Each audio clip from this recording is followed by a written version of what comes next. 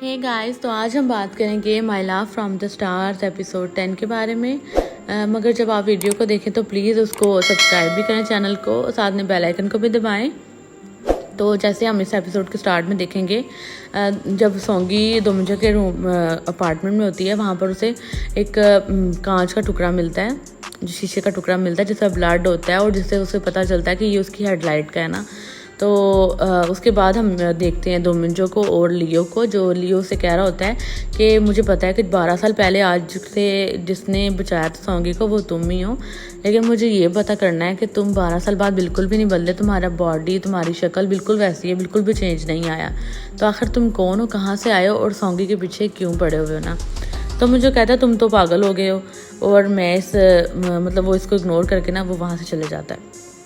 उसके बाद जब वो अपने अपार्टमेंट में जाता है, सोंगी उसका वेट कर रही होती है।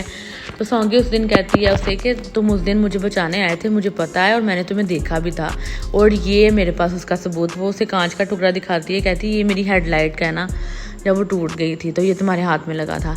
तो वो कहता है सिर्फ पूरी दुनिया में तुम्हारी हेडलाइट तो ना टूटती गाड़ी की। तो इसके बाद वो उसे भी इग्नोर करके दोबारा लाइब्रेरी में जाता है, और लाइब्रेरी में जब जाता है तो सोंगी उसे बताने आती है कि अब वो यहाँ से जा रही है। फिर जब उसके अपार्टमेंट से बाहर निकलती है तो वो लियो को भी कहती है मैं तुम्हारे साथ नहीं जाऊंगी, और उसके बाद वो अपनी किसी फ्रेंड के पास रात गुजारती है। फिर हम देखते हैं लियो को, जो कि उसके अपार्टमेंट के सारे लॉक्स वगैरह चेंज करवा रहा होता है, साथ में सीसीटीवी भी चेंज करवा रहा होता है। और हम देखते हैं कि साथ में वो कहता है उसकी मदर को और उसके ब्रदर को कि आज के बाद आप लोग भी इसी के पास रहेंगे। फिर हम दोमंजो और उसके लॉयर को देखते हैं। दोमंजो अपनी सारी सिचुएशन बताता है उसको कि जिस तरह ओपा ने उसकी अपनी गर्लफ्रेंड को उसको मार दिया था, कत्ल कर दिया था, और इसी तरह वो सोंगी के पीछे भी पड़ा हुआ है ना। और हम ओपा को देखते हैं, वो अपने असिस्टेंट को कहता है कि आज के बाद तुम लोगों ने दोमंजो पर अच्छी नज़र रखनी है, और आप लोगों ने ये पता करना है कि वो कब सोता है, कब उठता है, सारा कुछ मुझे इन्फॉर्मेशन कहाँ वो जाता है मुझे पता होनी चाहिए। फिर हम दोमंजो को देखते हैं, जब वो पेन ड्राइव को देखता है तो उसे ख्याल आता है एकदम से कि जिस तरह किसी ने उसे मारा है और उसके हाथ से वो पेन ड्राइव लेके चला गया। लेकिन दोमंजो जब उसे पेन ड्राइव को देखता है अपने लैपटॉप में कनेक्ट करके, तो उसे ओपा के सारे डार्क सीक्रेट्स उसे पता चल जाते हैं। तो हम देखते हैं उसके बाद जब सोंगी अपने रूम में लेटी होती है बेडरूम में, तो उसे किसी की कॉल आती है बैंक की तरफ से। वहाँ पर वो कहते हैं कि आपके अकाउंट में बहुत कम बैलेंस रह गया और जिसकी वजह से आपका कार्ड भी हमने ब्लॉक कर दिया, तो काइंडली आप सुबह आएँ बैंक। वो जब सुबह बैंक जाती है और वो कहती है मुझे प्लीज़ थोड़ा सा लोन दे दें आप लोग। तो वो कहते हैं हम आपको नहीं दे सकते क्योंकि आप उसे रिटर्न नहीं कर सकेंगे ना, हम पता है हमें। फिर उसके बाद वो अपनी वार्डरोब में जाती है और वार्डरोब से सारे महंगे वाले ब्रांडेड बैग लेती है और एक ब्रांड शॉप पर जाती है और उनको कहती है आप मुझसे ये आधी कीमत पर ये सारे बैग्स ले लें, लेकिन वो मना कर देते हैं। और घर में आके फिर वो उन बैग्स वगैरह के साथ सेल्फी लेती है और वो सोशल मीडिया पर अपलोड करती है, और वहाँ पर नंबर कुछ सोच के वो दोमंजो का दे देती है। फिर जब दोमंजो सुबह उठ के यूनिवर्सिटी में जब पढ़ाने गया होता है, तो वहाँ पर उसे बहुत ज़्यादा इस तरह के कॉल्स और उससे मैसेजेस आ रहे होते हैं इन डील्स वगैरह के बारे में ना, बैग्स की डील्स के बारे में। तो उसे पता होता है ये सब कुछ सोंगी नहीं किया ना, वो सबको मना कर रहा होता है ऐसे कि मतलब मैं नहीं हूँ ना, मेरे से नहीं मत ख़रीदें।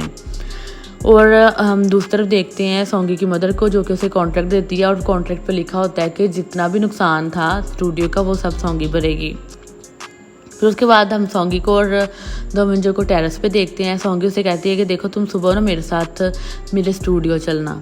फिर जब सुबह सोंगी और दोमंजो स्टूडियो में जाते हैं तो दोमंजो जो है उसका लॉयर बन के गया होता है, और वहाँ पर वो सारा कुछ क्लियर करता है कि सोंगी आप लोगों का कुछ भी नहीं देना मतलब दे सकती ना, ये सारा कुछ नुकसान आप लोगों को ही बढ़ना पड़ेगा और ये सब कुछ कॉन्ट्रैक्ट में लिखा हुआ है। वो उनको लाजवाब वहाँ पर कर देता है, जिसकी वजह से सोंगी बहुत खुश होती है, और वापसी में उनको सिमी मिल जाती है रास्ते में। तो सिमी कहती है कॉफ़ी के लिए उनको मतलब इनवाइट करती है।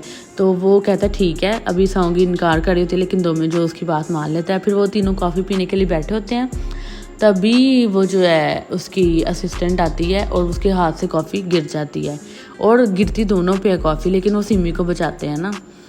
तो उसके बाद दोमंजो उसको लेकर सोंगी को वहाँ से चले जाता है।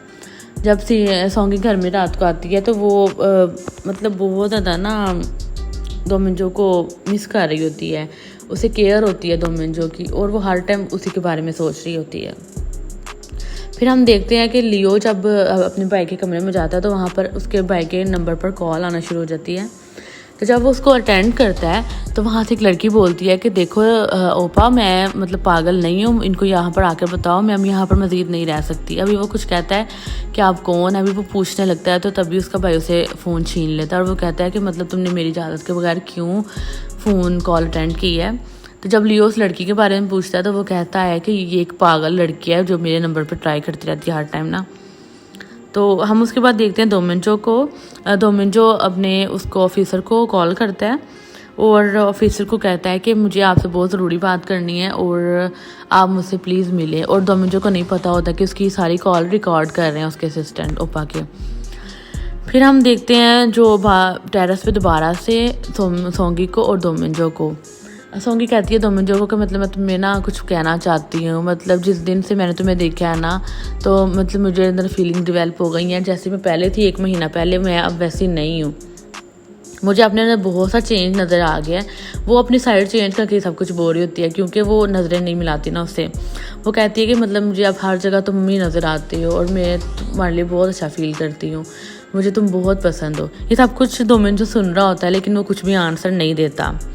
उसके बाद हम देखते हैं जब जो है उसका भाई सिमी का जो ऑफिसर है वो जब वो पार्किंग लॉट में आता है और अपनी गाड़ी से निकलता है तो तभी उसके ऊपर बहुत से लोग पीछे से हमला करते हैं और वो वहीं पर गिर जाता है। फिर उसके बाद हम देखते हैं कि दोमिंजो वहाँ पर कॉफ़ी शॉप में बैठकर उसका इंतज़ार कर रहा होता है लेकिन वहाँ पर वो नहीं पहुँचता ना।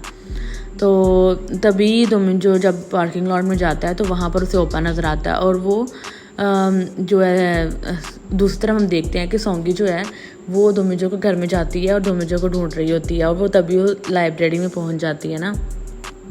तो हम देखते हैं ओपा जो है वो आगे गाड़ी ड्राइव कर रहा होता है और दोमिंजो उसका पीछा कर रहा होता है और वो एक पॉइंट पर आकर दोनों रुक जाते हैं और दोमिंजो कहता है कि तुम्हें ये पेन ड्राइव चाहिए ना, मुझे पता है। लेकिन ओपा कहता है कि ओपा आगे से हंसता है और उसके ऊपर ना वो फायर करना शुरू कर देता है। लेकिन जब फायर वो करता है तो तभी दोमिंजो गायब हो जाता है ना। तो दूसरी तरफ हम देखते हैं सोंगी को तो कि सोंगी को मारने के लिए पीछे एक लड़का बैठा होता है उसकी चेयर के पीछे, ठीक है, वहाँ पर बैठा होता है जो कि उसे मारने के लिए सोंगी के लिए भेजा होता है ओपा ने ना। और ओपा दोमिंजो को कहता है कि वहाँ पर तो सोंगी का खात्मा हो गया होना है, मैंने तो वहाँ पर भेजा है मारने के लिए। और वो दोबारा से गाड़ी से मतलब गोली चलाता है लेकिन दोमिंजो को नहीं लगती और दोमिंजो से कहता है कि तुम मुझे कभी ज़िंदगी में नहीं मार सकते ना। तो ये बात से वो बहुत इरिटेट होता है और तो दोमिंजो गायब हो जाता है। ये बहुत टाइम्स होता है, मतलब बहुत दफ़ा होता है जब गोली चलाता है तो वो दोमिंजो उससे आगे से नहीं नज़र आता। तो फिर दोमिंजो उसके बैक साइड पे आता है और उसके कान में कहता है कि मैंने तुम्हें कहा था ना कि तुम मुझे कभी भी नहीं मार सकते। और इसी के साथ जो हमारी एपिसोड है ना वो यहाँ पर फिनिश हो जाती है। और अगर आप लोगों को एपिसोड वगैरह अच्छी लग रही है, मतलब मुझे पता लग रहा है कि व्यूज़ बहुत आ रहे हैं लेकिन आप लोग सब्सक्राइब नहीं कर रहे, प्लीज़ आप सब्सक्राइब भी करें मेरे चैनल को और बेल आइकन को भी दबाएं। और अगर आपको वीडियो अच्छी लगे तो आप लाइक भी करें प्लीज़। तो अल्लाह हाफ़िज़।